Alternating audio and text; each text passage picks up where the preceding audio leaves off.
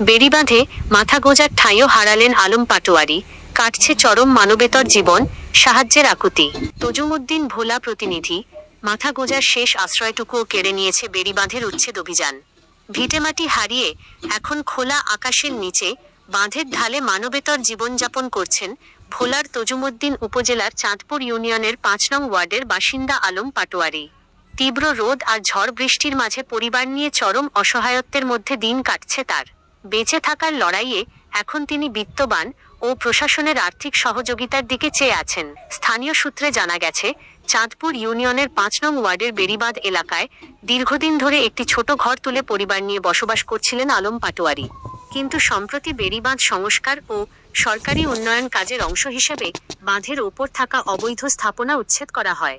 এতে উচ্ছেদ হয়ে যায় আলম পাটোয়ারির মাথা গোঁজার একমাত্র ঘরটি। ঘর হারানোর পর নতুন কোনো জায়গা বা জমি কেনার সামর্থ্য না থাকায় অনন্যোপায় হয়ে বেড়িবাঁধের ঠিক বাইরে খোলা জায়গাতেই আশ্রয় নিয়েছেন তিনি।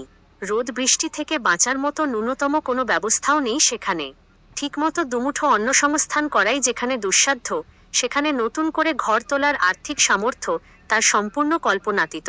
তীব্র অর্থনৈতিক সংকট আর আশ্রয়ের অভাবে পুরো পরিবার নিয়ে চরম মানবিক সংকটে পড়েছেন তিনি। নিজের অসহায়ত্বের কথা জানাতে গিয়ে আবেগাপ্লুত কণ্ঠে আলম পাটোয়ারি বলেন, বেড়িবাঁধের ঘরটাই আমার সব ছিল।